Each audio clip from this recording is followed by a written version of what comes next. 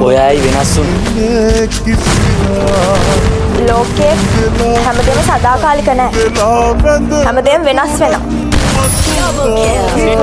මොකද්ද ඉතින් හේතුව?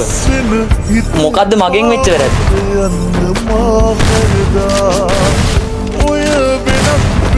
අචල මං මට කැමති නැහැ.